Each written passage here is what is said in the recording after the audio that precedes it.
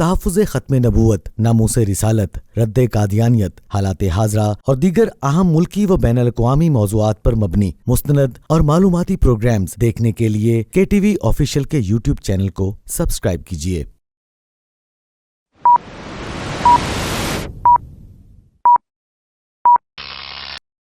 بسم اللہ الرحمن الرحیم۔ آپ سب کا بہت شکریہ، آپ لوگ پروگرام میں تشریف لائے۔ آپ لوگوں کو شاید تھوڑا عجیب لگ رہا ہوگا کہ یہ تھوڑا کنونشنل پروگرام نہیں ہے، آلدو میں ایک دفعہ پہلے بھی یہاں پر مجھے موقع ملا ایک لیکچر کے حوالے سے، شاید 1 سال پہلے میں آیا تھا یہاں پہ۔ یہ جو کنونشنل طریقہ آپ کو نظر نہیں آ رہا پروگرام کا، اس کے پیچھے ایک بڑی وجہ ہے، اور میں یہ وجہ آپ کو، میں نے کہا کہ سٹارٹ میں آپ کو میں بتاتا چلوں۔ وہ یہ ہے کہ آپ کے علم میں ہوگا کہ ابھی ہم صرف پاکستان کی بات کر رہے ہیں، محض اللہ کے فضل و کرم سے جہاں اسلام پوری دنیا میں تیزی سے پھیلتا ہوا مذہب ہے، وہیں پاکستان میں چونکہ ایک بڑی تعداد غیر مسلمین کی آباد ہے، تو الحمدللہ محض اللہ کے فضل و کرم سے پاکستان میں بھی آئے روز ہم دیکھتے ہیں، سنتے ہیں کہ بڑی تعداد میں غیر مسلم جو ہیں وہ اسلام قبول کر رہے ہیں۔ اب جب یہ ایک نظام ہے اللہ تعالیٰ کی طرف سے دنیا کا، جہاں شر اور خیر کا مقابلہ جاری ہے اور یہ قیامت تک جاری رہے گا، تو جہاں پر یہ اسلام قبول کر رہے ہیں لوگ ہزاروں کی تعداد میں، وہیں جو اسلام دشمن قوتیں ہیں، پاکستان دشمن قوتیں ہیں، وہ یہ پروپیگنڈا کرتی ہیں کہ پاکستان میں جو لوگ اسلام قبول کرتے ہیں ان کو زبردستی اسلام قبول کروایا جا رہا ہے اور ان کو جبری طور کے اوپر کنورٹ کیا جا رہا ہے، خاص طور پر جو خواتین ہیں۔ اور اس حوالے سے جو پروپیگنڈا جاری رہتا ہے سوشل میڈیا پر اور مین اسٹریم میڈیا پر، اس میں ہم نے یہ دیکھا کہ یورپی اداروں کی مختلف رپورٹس آئیں جس میں یہ کہا گیا کہ انڈیا نے ڈس انفارمیشن کمپینز جو ہیں وہ لانچ کی ہیں پاکستان کے خلاف 750 میڈیا فیک آؤٹلیٹس بنا کر، اور جس میں یہ کہا گیا، پروپیگنڈا کیا گیا کہ پاکستان میں اقلیتیں آزاد نہیں ہیں، پاکستان میں غیر مسلم جو ہیں ان کو زبردستی اسلام قبول کروایا جاتا ہے۔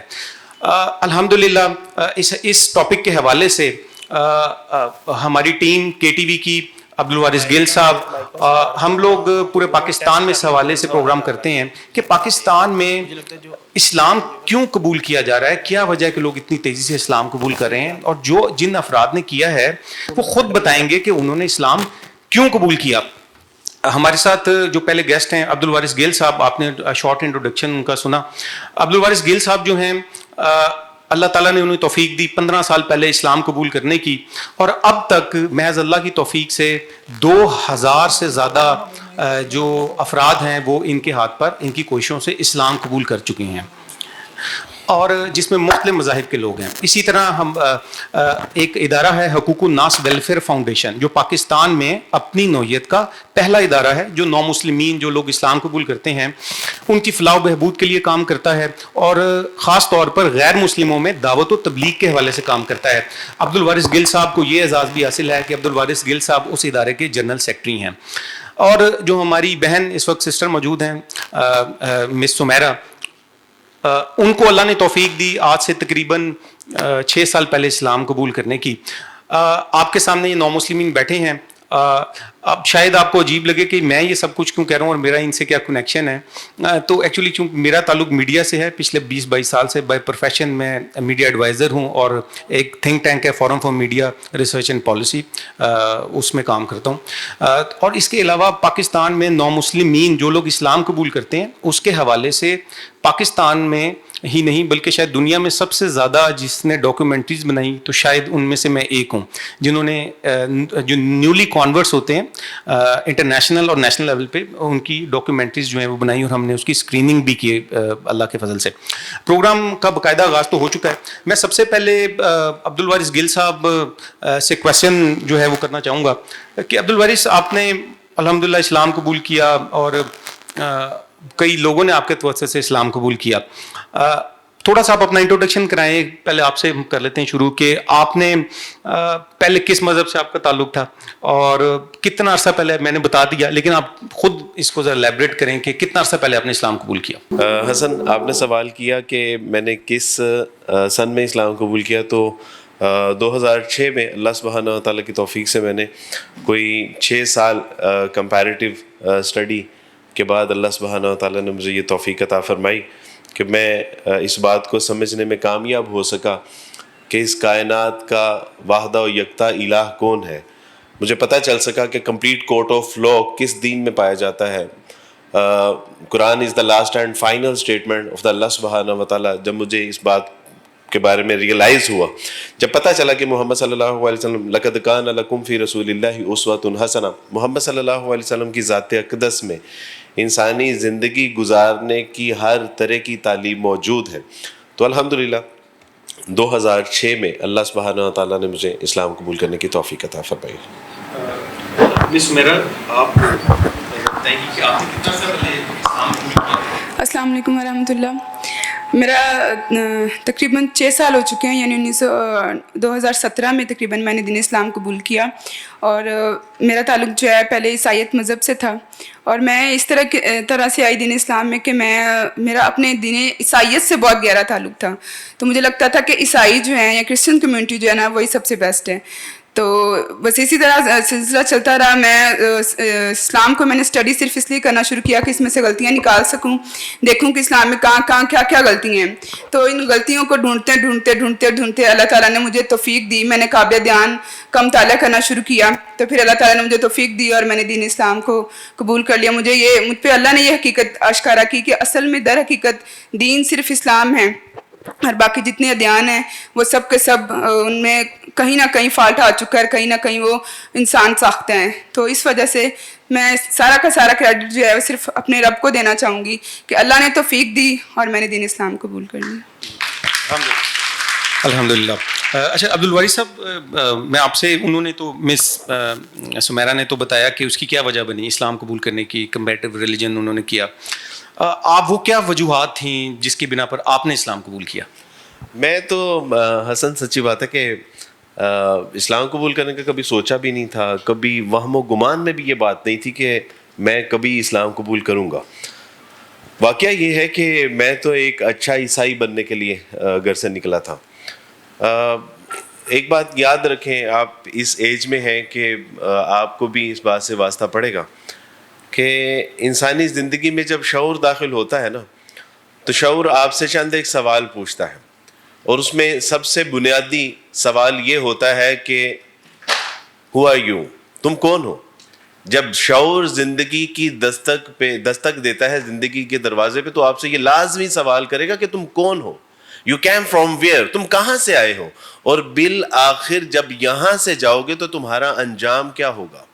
تو یہ وہ حسن بنیادی سوال تھے کہ جو میری زندگی میں, جب میں سمجھتا ہوں کہ شاور ذرا تھوڑا پہلے آ گیا, میں ٹین ایج میں تھا, ابھی ہپ ہاپ کا وہ دور تھا, لیکن غور و فکر کرنے کی اللہ سبحانہ و تعالیٰ نے توفیق عطا فرما دی. میں ہر چیز کے بارے میں جانتا تھا, کم یا زیادہ, لیکن اگر میں نہیں جانتا تھا تو یہ نہیں جانتا تھا کہ what is the purpose of my life, میری زندگی کا کیا مقصد ہے, میں کہاں سے آیا ہوں, میں کون ہوں, میں کہاں جاؤں گا.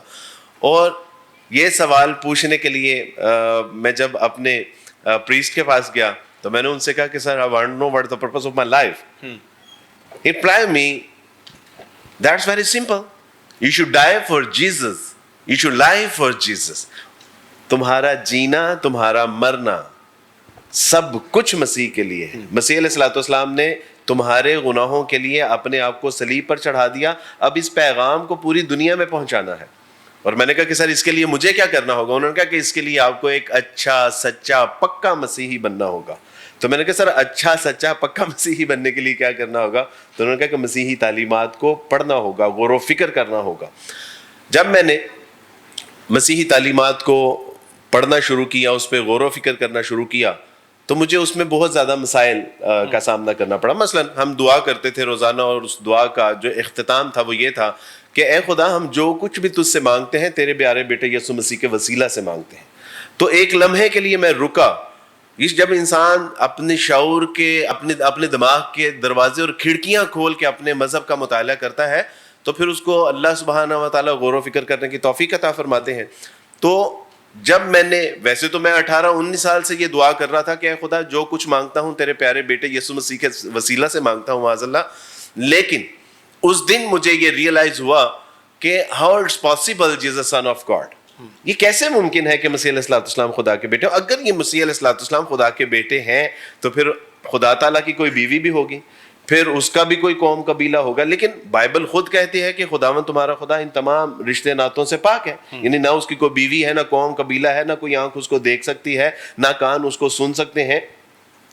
تو میں نے دوبارہ سے پھر اس سے پوچھا, میں نے کہا کہ سر یہ جو اب کچھ چیزیں سامنے آ رہی ہیں جو basic concept of the Christianity ہیں, Jesus son of God, crucifixion of the Jesus, اور اس کے بعد کانسیپٹ آف دا ٹرینٹی, یہ سب چیزوں کو جب پڑھا تو میں نے پریسٹ سے پوچھا, میں نے کہا sir how it's possible Jesus son of God?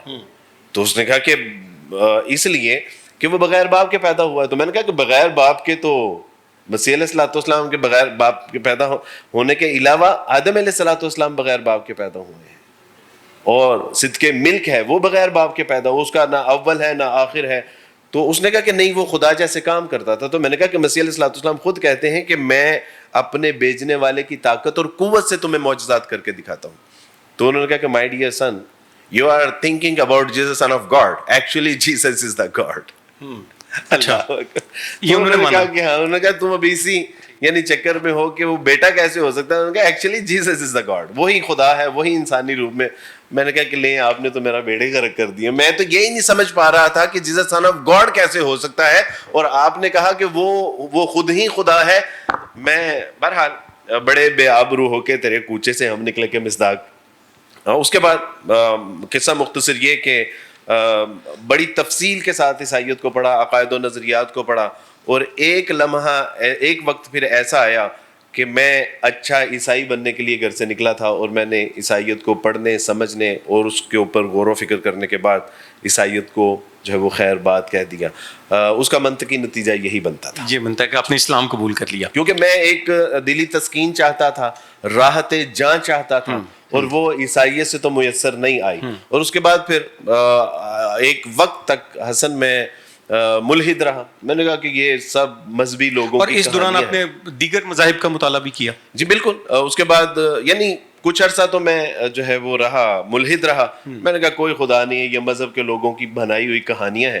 لیکن اس کے بعد اللہ سبحانہ و تعالیٰ نے مجھے اس بات کی طرف رجوع کرنے کی توفیق عطا فرمائی کہ اگر میں مر گیا تو مجھے دفنائیں گے, لٹکائیں گے, جلائیں گے, کیا کریں گے؟ اگر میری شادی ہوگی اور ایبسولوٹلی ہوگی تو مجھے سینیگوگ میں لے کے جائیں گے, مجھے مندر میں لے کے جائیں گے, پھیرے لگائیں گے, یا میرا نکاح پڑھائیں گے, کیا کریں گے؟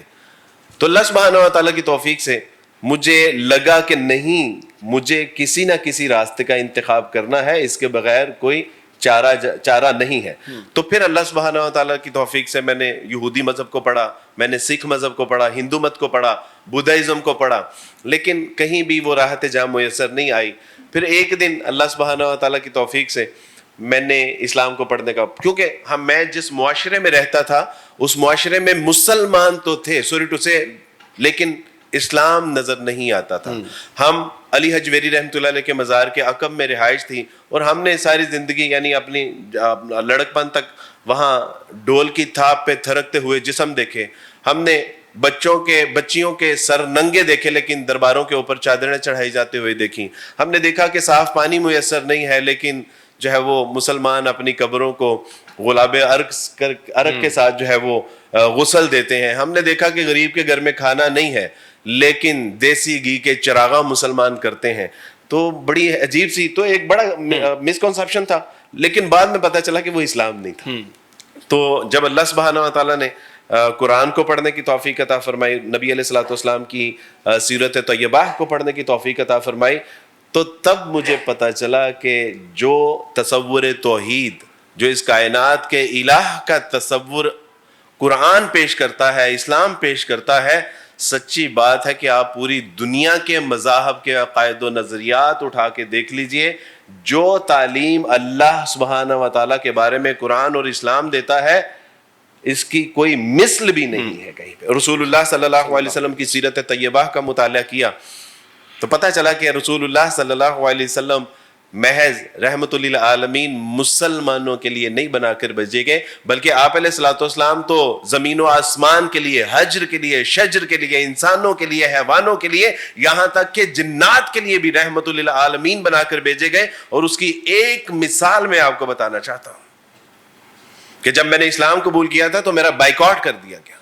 اور جب رسول اللہ صلی اللہ علیہ وسلم کے طریقے بتائے ہوئے طریقے کے مطابق زندگی بسر کی تو وہی خاندان جس نے میرا بائیکاٹ کیا تھا ان کی خواہش ہے کہ آج عبد الوارث ہمارے گھر میں ایک کپ آ کے چائے کا پی لے. وہی ہمارے بہن بھائی جنہوں نے جو ہے وہ میری طرف کمر کر لی. میں نے اسلام قبول کیا اور پیچھے مڑ کے دیکھا, نہ میرے والدین تھے, نہ میرے بہن بھائی تھے, نہ میری فیانسی تھی جو میرے بچپن کی محبت, سب چھوڑ کے جا چکے تھے. لیکن آگے اللہ تھے, رسول اللہ تھے, کتاب اللہ تھی, اور آج آپ جیسے بہن بھائی ہیں جو راتوں کو میرے لیے جولیاں اٹھا کے دعا کرتے ہیں. اس لیے قرآن سے وما ارسلناک الا رحمۃ للعالمین, جب رسول اللہ صلی اللہ علیہ وسلم کی سیرت طیبہ کو پڑھا, آپ کی تعلیمات کے اوپر عمل کیا, آپ کی تعلیمات کے مطابق زندگی گزاری, تو سچی بات ہے کہ ہر طرف سے جو ہے وہ محبت تھی, ہر طرف سے شفقت تھی, ہر طرف سے پیار تھا, ہر طرف سے استقبال تھا. تو دیٹس وائی قرآن سے وما ارسلناک الا رحمۃ للعالمین, اللہ کے بارے میں, قرآن کے بارے میں, رسول کے بارے میں, اوور آل اسلام کے بارے میں جب پڑھا تو سچی بات ہے کہ اسلام جیسا اس کائنات میں کوئی دین نہیں ہے. دیٹس وائی اللہ سبحانہ و تعالیٰ سے زندہ قرآن ان الدین عند اللہ الاسلام, کہ اللہ کے نزدیک تو دین اسلام ہی ہے. اس لیے یہ ٹائٹل میں دیکھ رہا تھا کہ دنیا میں many people ask me, عبد الوارث, دنیا میں 4000 سے زائد مذاہب پائے جاتے ہیں. You why only embrace Islam?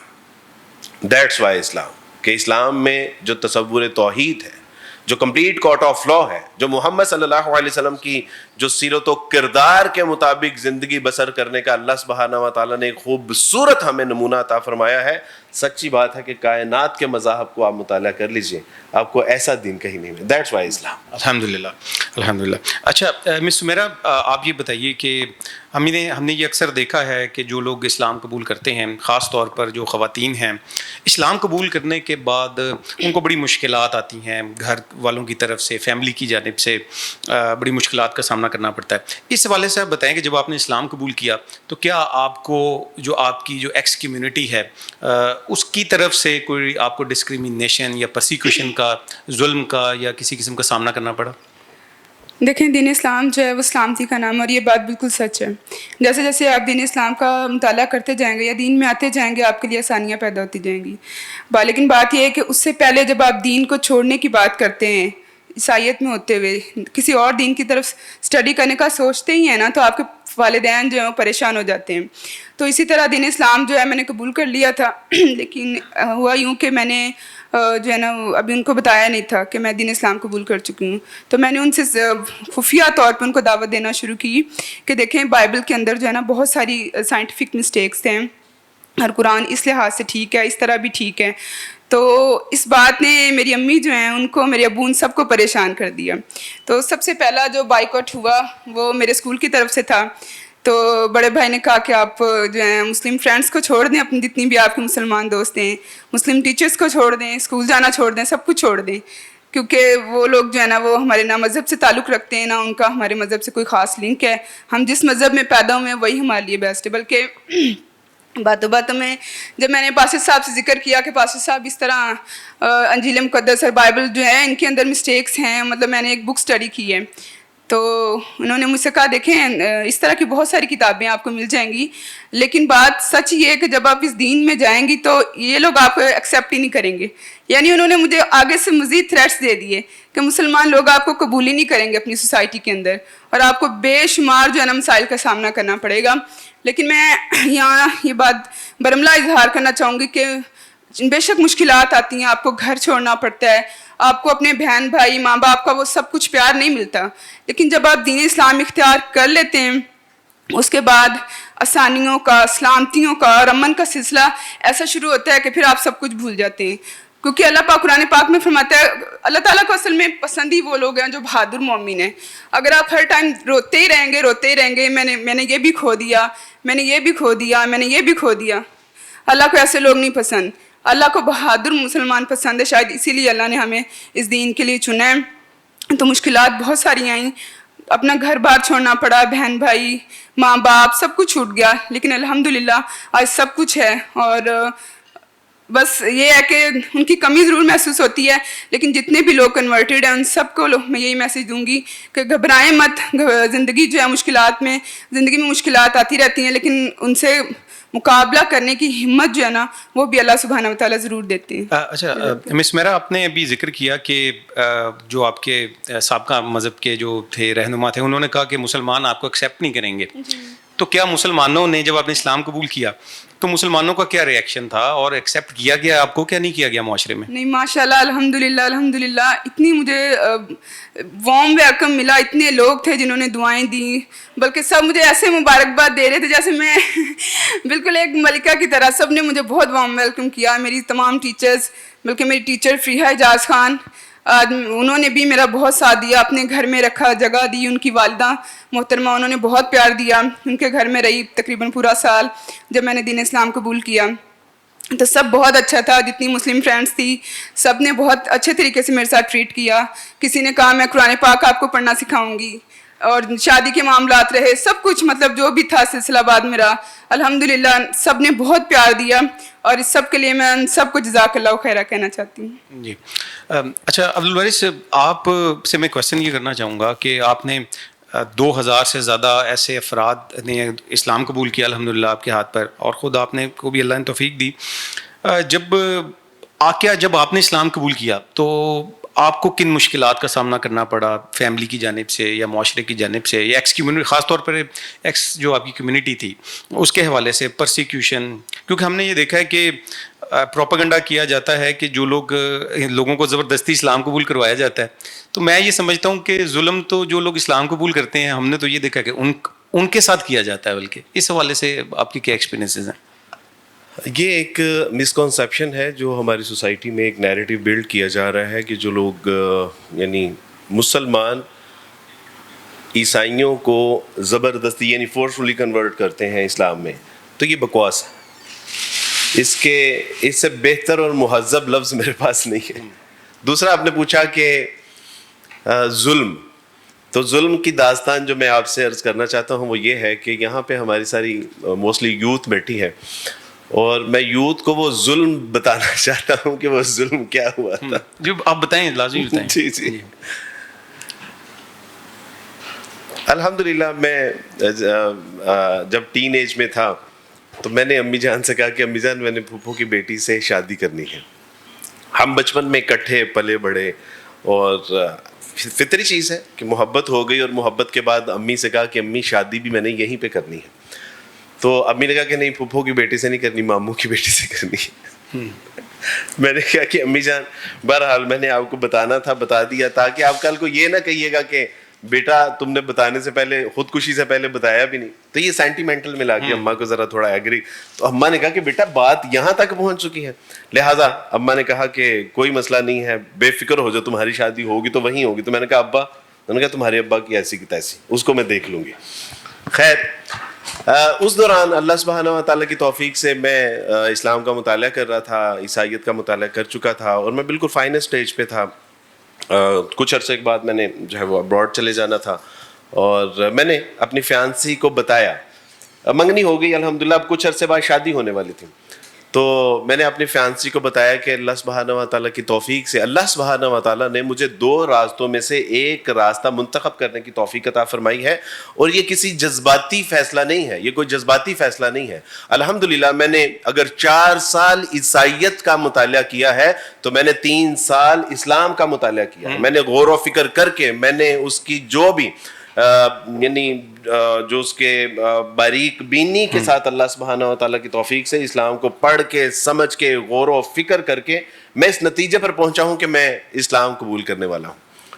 तो उन्होंने कहा कि आपके पास सिर्फ एक ऑप्शन है, इस्लाम या मैं।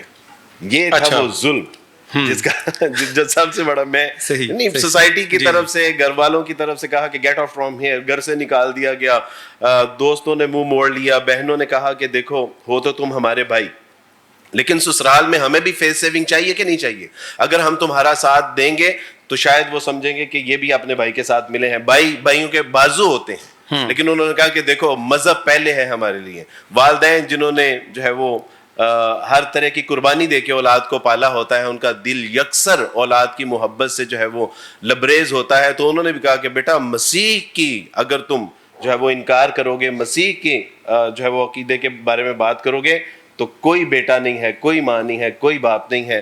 اور فیانسی نے بھی کہا, اس نے کہا کہ you have just only one option, اسلام یا میں. تو میں نے ایک لمحے کے لیے سوچا کہ اللہ سبحانہ و تعالیٰ نے اس کو پیدا کیا ہے, اس نے تو اللہ سبحانہ و تعالیٰ کو معاذ اللہ پیدا نہیں کیا. اور جہاں پہ اللہ سبحانہ و تعالیٰ نے اس کو پیدا کیا ہے, اس جیسی اور بھی پیدا کی ہوں گی. اور پیچھے مڑ کے دیکھا تو فیانسی نہیں تھی, آگے اللہ تھے, رسول اللہ تھے, کتاب اللہ تھی. اور آج اللہ کی راہ میں وہ جس کو قربان کیا تھا, اللہ سبحانہ و تعالیٰ نے اس کے عوض آج دو نیک اور صالح عطا فرما رہے. الحمدللہ. تو بات ہو رہی تھی ظلم کی.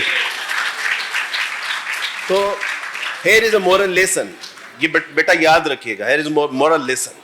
یہ یاد رکھیے گا کہ اللہ کی راہ میں جو کچھ بھی قربان کریں گے, وہ چاہے جان ہے, مال ہے, حرام محبت ہے, حلال محبت ہے, وہ چاہے جو بھی آپ کی قیمتی متاع ہے, یاد رکھیے گا کہ جب اللہ کی راہ میں اس کو قربان کریں گے تو اللہ سبحانہ و تعالیٰ دنیا میں بھی اس کو عطا فرمائیں گے, اور آخرت میں تو پھر آپ کے لیے جنت سے کم اللہ سبحانہ و تعالیٰ نے انعام نہیں رکھا. تو یہ میرا دس از مائی پرسنل ایکسپیرینس جو میں آپ لوگوں کے ساتھ شیئر کر رہا ہوں کہ آج اپنی حرام محبتیں اللہ سبحانہ و تعالیٰ کے حضور قربان کر دیجئے. اللہ سبحانہ و تعالیٰ اس سے بہتر, خوبصورت, نایاب محبتیں حلال طریقے سے یہاں بھی عطا فرمائیں گے, آخرت میں بھی عطا فرمائیں گے. تو اس کے علاوہ حسن خاندان میں ایک پروپیگنڈا کیا گیا کہ ہمارے بچے کو جبرن اسلام میں قبول کروا دیا گیا. ہمارے کرسچن میڈیا کے اوپر یہ بات چلی کہ ہمارے بیٹے کو جبرن اسلام قبول کروا دیا گیا. ہمارے چرچ میں یہ بات چل رہی, یہاں تک کہ فیملی میں بھی یہ بات چل رہی تھی کہ ہمارے بچے کو یعنی وارث مسیح کو مسلمانوں نے زبردستی اسلام قبول کروا دیا. میرے کان میں آواز پڑی حسن, اور میں نے کہا کہ سارے زمانے کو ہی پتا ہے کہ میں زبردستی اسلام قبول مجھے کروایا گیا ہے, اور اگر نہیں پتا تو مجھے ہی نہیں پتا کہ مجھے زبردستی اسلام قبول کروایا گیا. کوئی مجھ سے پوچھے تو صحیح. ایک شخص تھا عبداللہ, اور وہ دکان پر گیا تو کہا کہ عبداللہ کی شادی ہے, اور وہ گھر آیا تو عبداللہ کی شادی ہے, باہر جائے تو عبداللہ کی شادی ہے. اس نے کہا کہ عبداللہ کی شادی ہے, عبداللہ کو نہیں پتا, باقی سارے شہر کو پتا ہے. تو وہ میرے بارے میں ہر کوئی شخص یہ کہہ رہا تھا کہ اسلام میں زبردستی داخل کیا گیا ہے عبد الوارث کو, اور مجھے ہی نہیں پتا تھا کہ میں اسلام میں جو ہے وہ زبردستی مجھے داخل کیا گیا. یہ میں نے پہلے بھی عرض کی کہ میرے پاس اس سے مہذب لفظ نہیں ہے کہ دس از دا جسٹ بکواس. دیکھیں, نہ تو کوئی کسی کو زبردستی اسلام قبول کروا سکتا ہے, اور نہ ہی کوئی زبردستی اسلام کے اوپر رہ سکتا ہے. آپ تصور کیجئے کہ مجھے اسلام قبول کرنے کے بعد متعدد بار ملک سے باہر جانے کا موقع ملا, میرے پاس اپرچونٹی تھی. مجھے اسلام قبول کرنے کے بعد جو ہے وہ اداروں میں جانے کا موقع ملتا ہے, مجھے عدالت میں جانے کا موقع ملتا ہے, مجھے ایجنسیز کے پاس جانے کا موقع ملتا ہے, سائبر کرائم کے پاس جانے کا, یعنی یونیورسٹیز میں جانے کا موقع, مدینہ یونیورسٹی میں جانے کا موقع ملا. تو میں وہاں پہ اظہار نہیں کر سکتا تھا کہ یار مسلمانوں نے میرے ساتھ زیادتی کی ہے, اور مجھے زبردستی جو ہے وہ اسلام میں داخل کر دیا گیا. یہاں تک کہ کسی کو اگر آپ کوئی کام جب زبردستی کرنے پہ آمادہ کرتے ہیں تو کیا یہ بار 2000 کہتے ہیں, مجھے تکلیف ہوتی ہے, 3000 لوگوں کو اسلام قبول کرنے کا ذریعہ بنا دیا. تو جو کوئی کسی کو زبردستی اسلام میں لے کے آئے, تو کیا آپ تصور کر سکتے ہیں کہ وہ 3000 لوگوں کو صرف اسلام نہیں قبول کروایا, ان کی جا کے منت کی, ان کی سماجت کی, ان کے ترلے کی, ان کو بات سمجھائی, وہ ناراض ہو گئے, ان کے لیے ہدیے اور تحائف لے کے گئے, ان کو گھروں میں بلایا, ان کو کھانا کھلایا, ان کی تنگی تکالیف پریشانی مجبوریوں کو ہم نے فیس کیا. کیا کسی کو زبردستی اسلام قبول کروائے تو ایسا کرتا ہے؟ تو دس از دا اونلی بکواس, اس کے سوا میرے پاس کوئی مؤثر لفظ نہیں ہے. تو ایسا نہیں ہوتا حسن, یہ ایک نیریٹو بلڈ کیا جا رہا ہے نیشنل اینڈ انٹرنیشنل لیول کے اوپر کہ پاکستان میں جبرن لیٹس کوئی بات نہیں. آپ تصور کریں کہ ہاں جی پاکستان میں جبرن تبدیلی مذہب ہو رہا ہے, یہ امریکہ میں بھی جبرن تبدیلی مذہب کیا جا رہا ہے. چلے پاکستان میں تو 96% جو ہے وہ مسلمان ہے, امریکہ میں بھی جو ہے وہ جبرن تبدیلی مذہب ہو رہا ہے. ایک عمومی الزام لگایا جاتا ہے اسلام کے اوپر کہ اسلام تلوار کے زور پہ پھیلا ہے. اسلام تلوار کے زور پہ نہیں حسن, پیار کے زور پہ پھیلا ہے. رسول اللہ صلی اللہ علیہ وسلم کی تعلیمات کو اٹھائیے, آپ قرآن کی تعلیمات کو اٹھائیے, اللہ کے احکامات کو اٹھائیے. یہ دین فطرت ہے, یہ آپ کو اپیل کرتا ہے, آپ کی زندگی کے ہر مسائل کو ایڈریس کرتا ہے, اس کا سلوشن پیش کرتا ہے. اس لیے لوگ اسلام قبول کرتے ہیں. تو جو لوگ ماں باپ بہن بھائی رشتہ دار ہر چیز قربان کر کے اسلام میں داخل ہو رہے ہیں, کون سا جبر ہے جو ان کے اوپر کیا جا رہا ہے؟ تو یہ بالکل ایک پروپیگنڈا ہے نیشنل انٹرنیشنل لیول پہ, پاکستان, اسلام اور مسلمانوں کو بدنام کرنے کی ایک سازش ہے, اس کے سوا اور کچھ نہیں ہے. ٹھیک ہے. اچھا مس میرا, آپ سے یہی کوشچن میں آپ سے بھی کرنا چاہوں گا کیونکہ یہ بڑا برننگ اور ہاٹ ایشو ہے اور ہم دیکھتے ہیں کہ اس کو لے کر ایک پاکستان کے خلاف مسلمانوں کے خلاف ڈس انفارمیشن بہت زیادہ جو ہے وہ پھیلائی جاتی ہے. آپ بتائیں کہ کیا جب آپ کرسچن تھیں تو کیا آپ کو کبھی کسی نے دباؤ ڈالا آپ پر کہ زبردستی اسلام قبول کرنے پر اس حوالے سے, یا آپ نے یا اب بھی آپ کبھی دیکھا ہے آپ نے کہ کوئی کسی کرسچن کو یا کسی دوسرے غیر مسلم کو زبردستی اسلام قبول کروایا جا رہا ہو؟ نہیں, سراسر یہ میں سمجھتی ہوں کہ یہ نہ صرف پاکستان میں بلکہ دنیا بھر میں بھی جہاں پر بھی لوگ مسلمان ہو رہے ہیں ان سب کے اوپر جو ہے الزام جو ہے لگایا جاتا ہے, ایک پروپیگنڈا کیا جاتا ہے, اور یہ صرف اور صرف ان کی ایک خاندانی جو اور نسلی جو ایک تعصب پرستی اور ان کا جو ان سے جو نبوت کا چھن جانا ہے, یہ سارا وہ معاملہ ہے. اس وجہ سے وہ بہت زیادہ مخالف ہو چکے ہیں مسلمانوں کے تو خاص طور پہ نا. اس لیے بار بار جب ان کے پاس کوئی اور ہتھ کنڈا نہیں ہوتا, کوئی ان کے پاس اور ریزن نہیں ہوتی کہ ہم اپنے بچوں کو واپس دین میں لائیں یا کرسچینٹی میں لائیں یا بدھ مذہب میں قائم رکھیں, تو وہ لازمی طور پہ صرف ایک ہی ان کے پاس جو ہے نا دلیل موجود ہوتی ہے کہ ہمارے بچوں کو انہوں نے زبردستی جو ہے دین اسلام قبول کروانے کی کوشش کی ہے اور زبردستی دین لے کر آئے. بلکہ میرے پیرنٹس میں کچھ لوگوں نے یہ بھی کہا کہ اس کے اوپر اس کے ٹیچرز نے جادو ٹونا کیا ہے, تو وہ اس وجہ سے یہ دین اسلام میں داخل ہو گئی ہے, ورنہ یہ تو بہت کٹر مسلمان تھی. تو میں عیسائی تھی, سوری.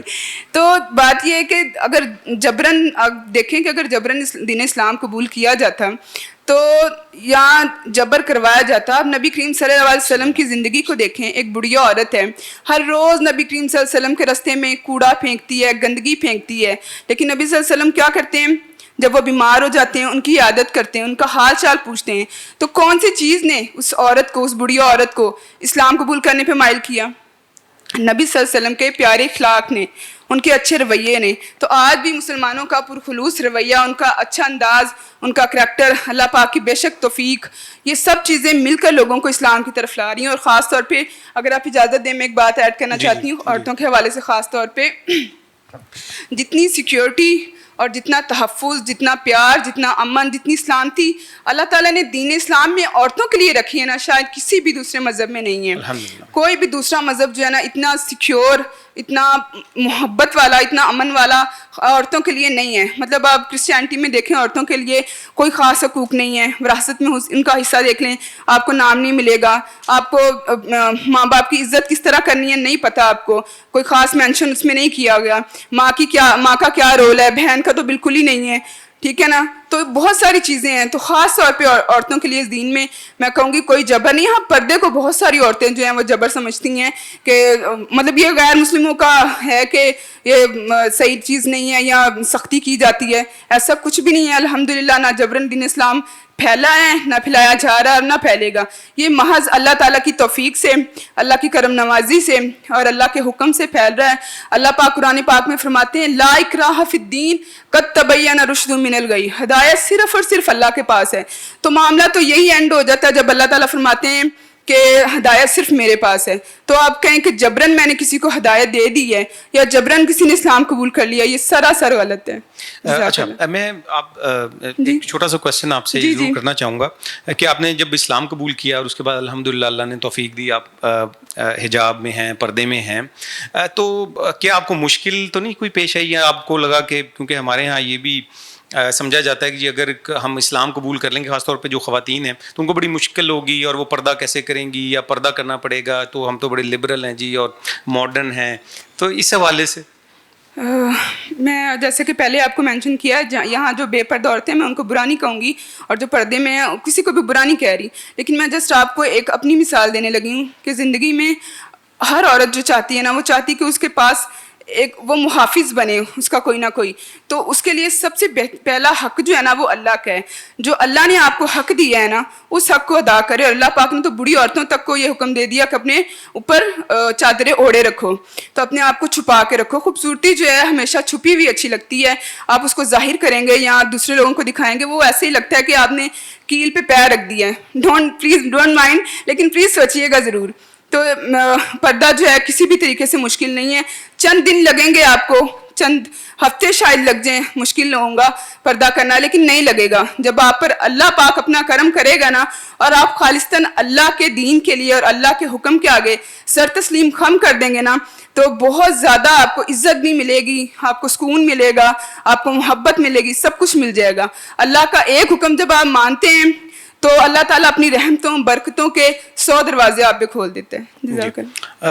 अच्छा अब्दुल वारिस, हमने ये देखा कि जहाँ पाकिस्तान और इस्लाम के खिलाफ नौ मुस्लिमीन के हवाले से, आपके सवाल से पहले अगर मैं सुमेरा ने एक बड़ी खूबसूरत बात की थी, तो अगर मैं उसमें एक बात ऐड करूं तो आप फिर अपना सवाल वहाँ से ऐड नहीं। सुमेरा बात कर रही थी कि अल्लाह सुब्हानहू व तआला की तौफीक से जो इज़्ज़त मुकाम व मर्तबा अल्लाह सुब्हानहू व तआला ने औरत को अता फरमाया है, ये आप इसका कोई भी पहलू उठा के देख लीजिए, जो इस्लाम ने जिसको हक दिया है ना, उसके पैरेलल कोई भी नहीं है। अल्हम्दुलिल्लाह कोई मज़हब नहीं है।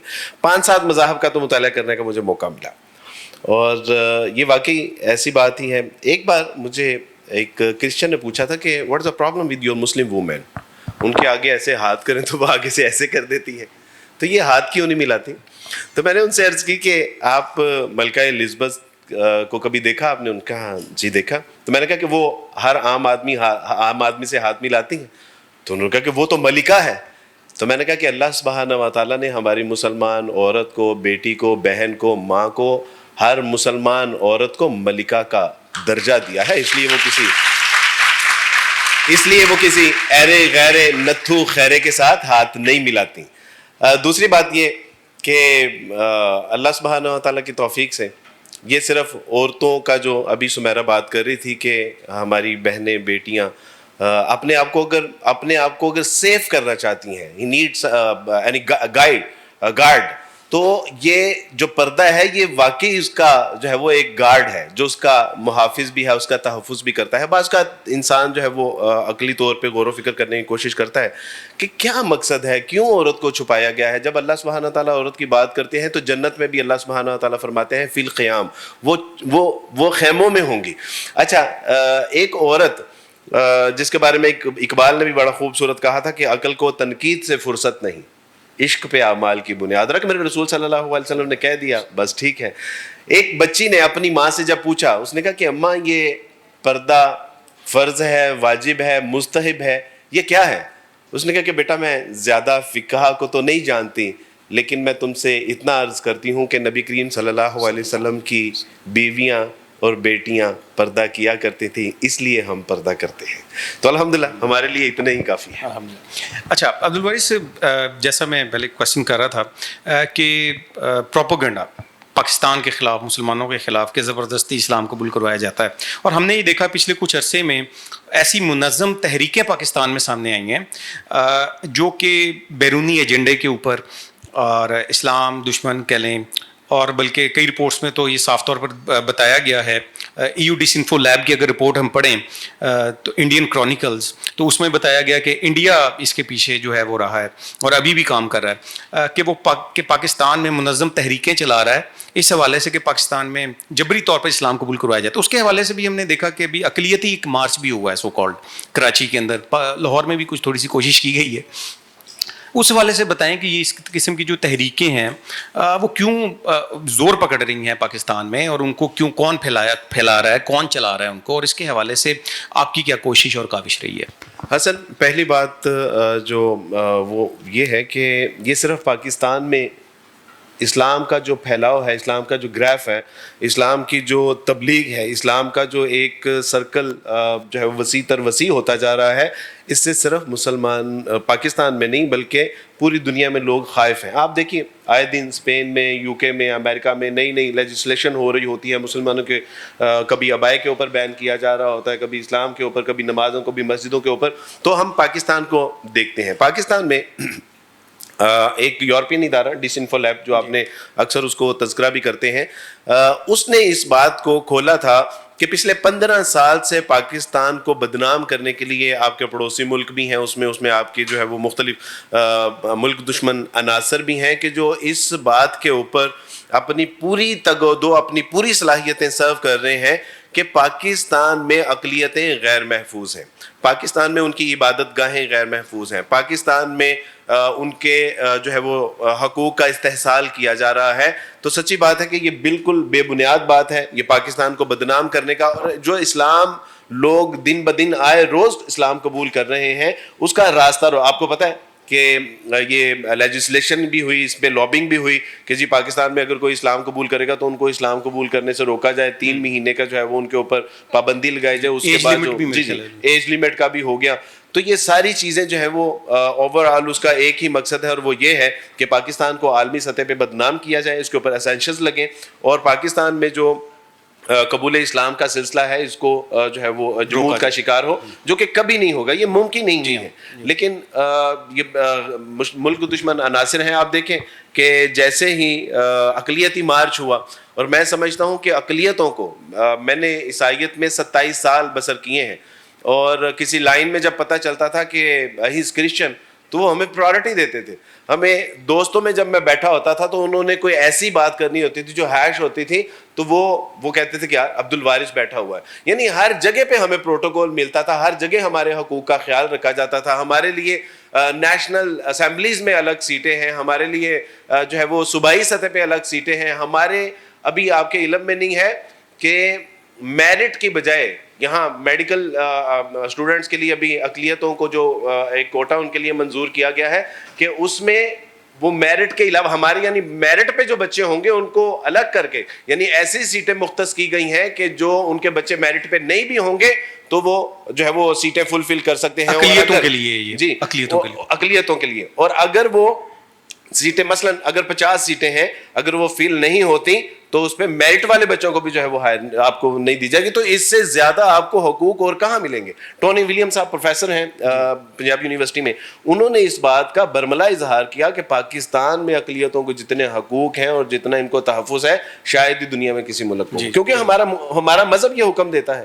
رسول اللہ صلی اللہ علیہ وسلم نے فرمایا کہ اگر کسی نے کسی غیر مسلم کے ساتھ زیادتی کی, حشر والے دن میں اس کی طرف سے وکیل بنا کر پیش کیا جاؤں گا. تو ہمارا مذہب کہتا ہے کہ جو ہے وہ ہر شخص کا جو ہے وہ رائٹس اس کو جو ہے وہ دیے جائیں گے, نہیں تو رسول اللہ صلی اللہ علیہ وسلم کا سامنا کرنا پڑے گا. اچھا عبد الوارث, کیونکہ آپ الحمدللہ جو نو مسلمین ہیں, لوگ اسلام قبول کرتے ہیں, ان کے سماجی اور فلاح و بہبود کے حوالے سے, قانونی حوالے سے بھی کوشاں رہتے ہیں. حقوق الناس ویلفیئر فاؤنڈیشن بھی اس حوالے سے بہت کام کر رہی ہے. جو لوگ اسلام قبول کرتے ہیں ان کو کن مشکلات کا سامنا کرنا پڑتا ہے؟ خاص طور پر میں قانونی اعتبار سے بھی یہ سوال پوچھنا چاہوں گا آپ سے. حسن, اس میں میں ایک بات ایڈ کرتا چلوں, اور وہ یہ ہے کہ جہاں بات ہو رہی ہے ڈسکرمنیشن کی تو وہاں پہ ریورس ڈسکرمنیشن بھی ہو رہی ہے. مثلا اکثر یہ پروپیگنڈا کیا جاتا ہے کہ جی پاکستان میں جبرن تبدیلی مذہب ہو رہی ہے. جہاں پہ جبرن تبدیلی مذہب نہیں ہو رہی وہاں الٹا معاملہ یہ ہے کہ جو لوگ اسلام قبول کرتے ہیں ان کے بچے چھین لیے جاتے ہیں, ان کی اگر وہ شوہر ہے تو بیوی چھین لی جاتی ہے, اگر بیوی ہے تو ان کے شوہر سے الگ کر دیا جاتا ہے. اگر وہ اپنے کرسچن اداروں میں کام کر رہے ہیں, جس طرح اس سے کہا گیا کرسچن اداروں میں اگر وہ کام کر رہے ہیں تو ڈسکنیکٹ ٹو جاب کر دیے جاتے ہیں. بچے اگر مشنری اسکول میں پڑھ رہے ہوتے ہیں تو بچوں کو گھروں سے نکال دیا جاتا ہے. یعنی یہ سارے مسائل ہیں, جھوٹے مقدمات تک ان کے اوپر جو ہے وہ کر دیے جاتے ہیں. کس لیے؟ کہ یہ مسائل سے نمرد آزمان نہ ہو سکیں اور واپس عیسائیت میں یا ہندو مت میں یا اپنے سابقہ مذہب میں لوٹ آئیں. یہ سارے مسائل کا ان کو سامنا کرنا پڑتا ہے. یہ اس کے ساتھ ساتھ جو قانونی طور پر جو پیچیدگیاں آتی ہیں, جو مطلب ایک شخص جو ہے وہ اسلام قبول کر لیتا ہے, اسلام قبول کرنے کے بعد وہ اس کو کن مسائل کا سامنا کرنا پڑتا ہے؟ آپ یہ بھی کہہ سکتے ہیں کہ مسلم سوسائٹی کی طرف سے دیکھیں, جہاں مسلم سوسائٹی میں بہت الحمدللہ پازیٹیو رسپانس ملتا ہے, وہاں نیگیٹو رسپانس بھی اداروں کی طرف سے. مثلا اب سب سے بنیادی مسئلہ جو ہوتا ہے وہ یہ ہوتا ہے کہ sorry to say but this is the true, when I was Christian تو کئی رشتے تھے خاندان میں, اور by profession I was gold Smith, تو اس لیے بھی ایک چلیں بڑا ایک چام تھا. لیکن جب اسلام قبول کیا تو اسلام قبول کرنے کے بعد 7 رشتے دیکھے, اور 7 رشتوں سے رپلائی پتہ کیا آیا مسلمان رشتوں کی طرف سے؟ انہوں نے کہا کہ عبد الوارث کی عقل بھی ہے, شکل بھی ہے, بات چیت بھی ماڑی موٹی کر لیتا ہے, لیکن family back ground that's why we are very sorry. یعنی صرف ایکس کرسچن کی وجہ سے, ایکس کرسچن کی وجہ سے. یہ کس کی رسپانسبلٹی ہے؟ آج یعنی نیو مسلم بچیاں, اگر میں آج کی ڈیٹ میں آپ کو بتاؤں تو ہمارے پاس 10 نیو مسلم بچیاں گھروں میں بیٹھی ہوئی ہیں, اس لیے کہ وہ فیملی اسٹیٹس, ایک 17 گریڈ کی آفیسر ہے, ایک پی ایچ ڈی کر رہی ہیں. یعنی یہ وہ آپ کو بتا رہا ہوں ایک ڈاکٹر ہے لیکن ان کے لیے رشتے میسر نہیں ہیں, اس لیے کہ لڑکا بھی راضی ہے, وہ کہتا ہے کہ ٹھیک ہے نیو مسلم ہے, میں الحمدللہ میرے لیے سعادت کی بات ہے. لیکن جب خاندانی سطح کے اوپر بات آتی ہے تو خاندان والے کہتے ہیں کہ جو ان کی فیملی جو ہے وہ بعد میں کوئی مسئلہ نہ کریٹ کر دے, بعد میں کوئی احتجاج نہ کرے, وہ کیس نہ کر دے, وہ مار نہ دے ہمارے بچے کو. مجھے آپ یہ بتائیے کہ جو 10 بچیاں ہمارے پاس اس وقت یہ آن اینڈ آف آتی جاتی رہتی, لیکن ان کے ساتھ شادیاں کون کریں, یا ان کے لیے ہم جو ہے وہ کسی غیر مسلم لوگوں کو تلاش کریں. تو یہ ہمارے لیے سب سے بڑا مسئلہ ہوتا ہے کہ جب ہمارے ینگسٹر اسلام قبول کرتے ہیں. شادی بیاہ کے حوالے بڑا ایک بنیادی مسئلہ ہوتا ہے. اس کے بعد سرکار کی طرف جب آتے ہیں تو سرکار میں ہمارے لیے ایک بڑا مسئلہ یہ ہوتا ہے کہ اسناد کی تبدیلی. اگر وہ اس نے میٹرک کی سند ہے اس کے پاس, اس کے بعد ایف اے بی اے اور ماسٹر کی ڈگری ہے, کوئی اور اس کے پاس ڈگری, اسناد میں تبدیلی نام ایک طوفان بدتمیزی, یعنی 4 سال لگ جاتے ہیں اسناد میں نام تبدیل کروانے کے حوالے سے. اتنی دیر میں کئی بار شیطان اس کو جو ہے وہ وسوسہ ڈالتا ہے کہ اور اسلام قبول کرو, یعنی اسلام قبول کر کے اچھی رہی ہیں. اس کے علاوہ شناختی کارڈ تبدیل کرنا ہے تو دس از اے ویری سینسٹیو میٹر. شناختی کارڈ میں نام تبدیل کرنا ہے تو ادارہ آپ سے کہتا ہے کہ آپ اپنے ابو کو لے کے آئیں یا امی کو لے کے آئیں یا بھائی کو لے کے آئیں. تو ان سے ہم کہتے ہیں کہ سر وہ تو ہمیں تلاش کر رہے ہیں. کہتے ہیں وہ کیوں؟ میں نے سر اسلام قبول کیا ہے, اسلام قبول کرنے کے بعد وہ میری جان کے دشمن بنے ہوئے ہیں, وہ مجھے مارنا چاہتے ہیں. یہ لڑکی جس نے اسلام قبول کیا ہے سارا خاندان اس کو تلاش کر رہا ہے کہ جہاں ملے ہم اس کی گردن مار دیں. آپ کہہ رہے ہیں کہ نام تبدیل کرنا ہے تو آپ کو جو ہے وہ اس کے بھائی کو لانا پڑے گا, اس کو باپ کو لانا پڑے گا, یا اس کی ماں کو لانا پڑے گا. سر آپ تو یہ سیدھا سیدھا جو ہے وہ اس کا مرڈر پلان کر رہے ہیں. تو وہ کہتے ہیں کہ پچھلے دنوں جو ہے وہ منسٹر آف ریلیجیس افیئر کے ساتھ ملا, میں نے ان کے ساتھ یہ معاملہ رکھا تو انہوں نے کہا کہ بیٹا اتنے چھوٹے سے مسئلے کے لیے ہم 1 ونڈو آپریشن تو نہیں کر سکتے. تو میں نے کہا کہ سر یہ کہاں جائیں گے؟ انہوں نے کہا کہ اچھا آپ مجھے پرسنلی کال کر لیا کریں. انہوں نے کہا سر میں آپ کو پرسنلی کال کرنے سے. اس کے علاوہ یعنی یہ تو وہ یعنی جابس کے مسائل ہیں, انسٹیٹیوشن میں مسائل ہیں. یعنی اسلام قبول کرنے کے بعد اگر اس کا اسٹیٹس کرسچینٹی کا تھا, اب اگر اس نے اسلام قبول کر لیا ہے تو وہ کہتے ہیں کہ ہم آپ کے پچھلے اسٹیٹس کے ساتھ ہی آپ کو ایڈمیشن دیں گے. ہمارے پاس ایسا کوئی نظام نہیں ہے کہ آپ کے نام کی تبدیلی جو جب تک ہائر ایجوکیشن سے نہ ہو. یہ وہ سارے مسائل ہیں. اس کے علاوہ ایک بڑا جس میں سمجھتا ہوں کہ ہم اسناد کی تبدیلی, شناختی کارڈ کی تبدیلی ہائر ایجوکیشن میں میرا اور آپ کا کوئی کردار نہیں ہے. یہ تو جب وہ لیجسلیشن کریں گے, قانون سازی کریں گے, پالیسی میکنگ کریں گے دین. لیکن جو میں اور آپ کر سکتے ہیں وہ یہ ہے کہ جب کوئی اسلام قبول کرتا ہے نا تو اگر بیٹی ہے تو اس کے سر پہ ہاتھ رکھ دیں کہ بیٹا کوئی بات نہیں, تم نے اسلام قبول کیا نا, اور بچے جہاں میری 3 بیٹیاں ہیں تو میری 4تھی بیٹی ہے. اگر کوئی بیٹا اسلام قبول کرتا ہے تو اس کے کاندھے پہ ہاتھ رکھیں کہ بیٹا کوئی بات نہیں, باپ کا سایہ نہیں ہے اور میں تیرا باپ ہوں, میں تیری ماں ہوں, میں تیرا بھائی ہوں, میں تیری بہن ہوں, ہم دوست ہیں. انما المؤمنون اخوہ, مسلمان تو ہوتے ہی بھائی بھائی ہیں, بہنیں بہنیں ہوتی ہیں. اور یہ میرے اور آپ کے بجائے ہمارے ساتھ کیا یعنی نیو مسلم کے لیے کیا ایشو بنایا جاتا ہے. میں نے سامان لے رہا اور میرے ایک دوست جو بہت پرانے زمانہ عیسائیت کے جاننے والا, عبد الوارث سنا ہے کہ آپ نے اسلام قبول کر لیا؟ جی الحمدللہ. تو کہا کہ ماشاءاللہ بڑی خوشی ہوئی. کون سا اسلام قبول کیا؟ What are you talking about man? کون سا اسلام قبول کیا؟ میرے کہنے کا مطلب ہے کہ دیوبندی ہو یا اہل حدیث ہو, بریلوی ہو, حنفی ہو, شافی ہو, مالکی ہو, کیا ہو؟ تو میں نے کہا کہ نہیں, میں نے تو صرف اسلام قبول کیا ہے. نہیں, قرآن و سنا, اللہ کے رسول صلی اللہ علیہ وسلم کا قرآن, اللہ کا قرآن پڑھا ہے, رسول اللہ کی حدیث پڑھی ہے, سیرت پڑھی ہے. تو انہیں نہیں پھر بھی کچھ نہ کچھ تو. میں نے کہا نہیں, میں تو اسلام کو ہی فالو کر رہا ہوں. تو مجھے فرمانے لگے کہ عبد الوارث تم ذرا نا دوبارہ سے غور و فکر کر کے اسلام قبول کرو, ابھی تم نے صحیح اسلام نہیں قبول کیا. یار کیا بات کر رہے ہو یار, صحیح اسلام کون سا؟ میں تو ابھی تک 1000 اس وقت تک میں 1000 لوگوں کو مسلمان کر چکا تھا. میں نے سوچا کہ اگر میں صحیح مسلمان نہیں ہوا تو 1000 لوگوں کا تو میں نے بیڑے گرک کر دیا. اور میں نے گھر جا کے آنکھیں بند کر کے اقبال سے پوچھا کہ اقبال, میں نے تو تیرے دیس میں اسلام قبول کیا ہے, لوگ کہتے ہیں کہ تیرا اسلام ٹھیک نہیں ہے. تو اقبال نے کہا کہ منفعت ایک ہے اس قوم کی, نقصان بھی ایک ہی سب کا نبی, دین بھی ایمان بھی ایک, حرم پاک بھی, اللہ بھی, قرآن بھی ایک. کچھ بڑی بات تھی ہوتے جو مسلمان بھی ہیں, فرقہ بندی ہے کہیں اور کہیں ذاتیں ہیں, کیا زمانے میں پنپنے کی یہی باتیں ہیں. میں نے کہا کہ اقبال شکریہ. اقبال نے مجھے کہا کہ بازو تیرا توحید کی قوت سے قوی ہے, اسلام تیرا دیس ہے تو مصطفی ہے. تو اس دن مجھے پتا چلا کہ اللہ آپ کا شکریہ کہ میں ایک مسلمان ہوں. تو اگر ہم کسی کو مسلمان نہیں کر سکے یا نہیں کر پا رہے تو کم سے کم جو مسلمان ہو چکے ہیں ان کو تو آپ واپس نہ لوٹائیے. بالکل. تو میرا خیال ہے کہ دیوبندی, اہل حدیث, بریلوی, حنفی, شافی, مالکی, یہ سب ہمارے بھائی ہیں, سب اللہ کو ماننے والے ہیں, رسول اللہ کو ماننے والے ہیں, کتاب اللہ کو ماننے والے ہیں. تو ان کو اگر آپ نے بتانا ہے, سمجھانا ہے, سکھانا ہے, سجانا ہے تو اس کے اور بھی بڑے انداز ہیں. سیدھا ہمارے پاس فتویٰ نہیں ہونا چاہیے کہ آپ کا اسلام صحیح نہیں ہے لہٰذا وہ بیچارہ کہیں واپس عیسائیت میں جانے کا پلان نہ کریں, اللہ نہ کرے. تو یہ ایک بنیادی مسئلہ ہے جس میں ہم عوام الناس یہ فیکٹ ہے, یہ ہم دیکھتے ہیں معاشرے میں. اچھا مس سمیرہ, آپ گورنمنٹ سے کوئی اپنی ریکویسٹ کرنا چاہیں, کوئی ایسی چیز جو آپ سمجھتی ہوں کہ پارلیمنٹ میں لیجسلیشن ہونی چاہیے, یا آپ کو جن مشکلات کا سامنا رہتا ہے اس کے حوالے سے جو ہے وہ فیسیلیٹیٹ کیا جانا چاہیے, وہ کیا ایسی چیزیں ہیں؟ سب سے پہلے تو میں یہ کہنا چاہتی ہوں کہ جب بھی کوئی بندہ جو ہے کنورٹ ہوتا ہے, دین اسلام اختیار کرتا ہے, تو اسے بہت ساری مشکلات کا سامنا کرنا پڑتا ہے. اور سب سے پہلی چیز ہوتی ہے اس کا گھر. مطلب ایک آپ کے پیرنٹس ہیں, انہوں نے ساتھ چھوڑ دیا ہے, آپ کے دوستوں نے, آپ کے فیملی ممبرز نے, کچھ بھی نہیں ہے آپ کے پاس, تو آپ کو ایٹ لیسٹ گھر کی ضرورت ہوتی ہے کہ آپ جہاں رہ سکیں.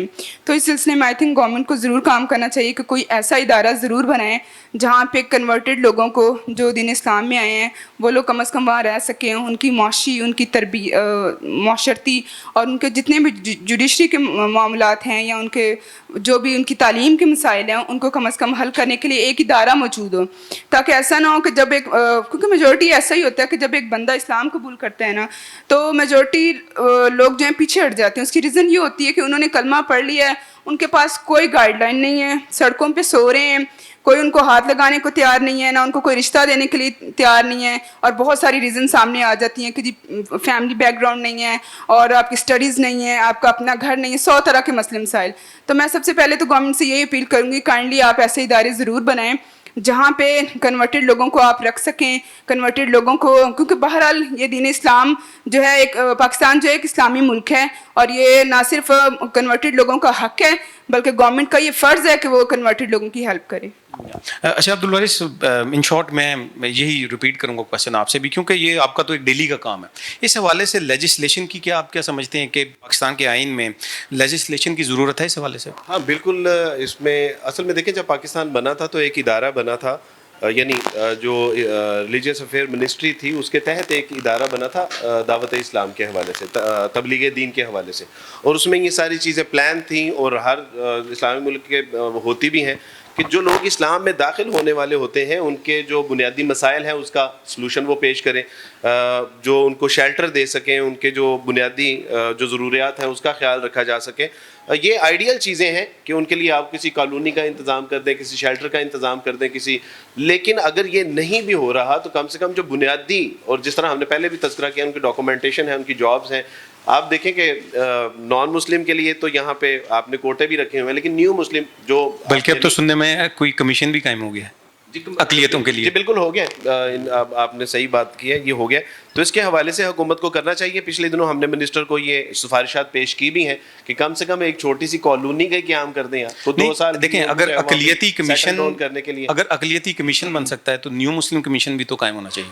بالکل ہو سکتا ہے. اس کے بعد دیکھیں زکوٰۃ کے مصارف میں ایک مصرف جو ہے مؤلفۃ القلوب کا ہے, نیو مسلم کے لیے اسپیسیفائی ہے, لیکن ہمارے پاس نیشنل لیول کے اوپر جتنے فنڈ اکٹھے ہوتے ہیں تو اس میں اگر نیو مسلموں کے لیے اتنا تھوڑا سا اگر کر دیں گے.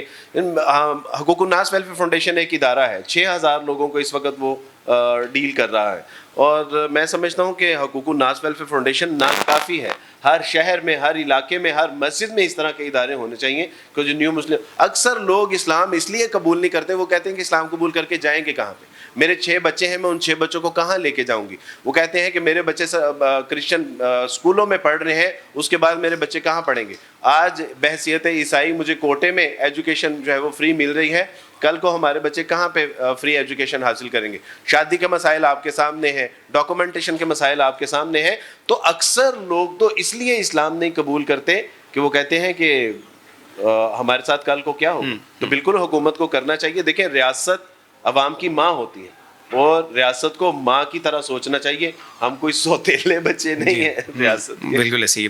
جو لوگ اسلام قبول کرتے ہیں ہمارا یہ فرض بنتا ہے بطور مسلمان کہ ہم جہاں تک ہو سکے ان کی مالی جانی اور ہر طریقے سے ان کی مدد کریں. اور سیکنڈ نمبر پر جو خاص طور پر سوشل میڈیا کے حوالے سے جو 5th جنریشن وارفیئر جاری ہے پاکستان کے خلاف, اسلام کے خلاف, خاص طور پر سوشل میڈیا پر جہاں یہ پروپیگنڈا کیا جا رہا ہے کہ پاکستان میں اقلیتیں محفوظ نہیں ہیں, جبری تبدیلی مذہب کیا جا رہا ہے, اور اس طرح کا جو پروپیگنڈا ہے اس کے حوالے سے بھی ہمیں سوشل میڈیا پر آگاہ رہنا چاہیے, اور ایسا نہ ہو کہ ہم جانے یا انجانے میں اس پروپیگنڈے کا حصہ بن جائیں.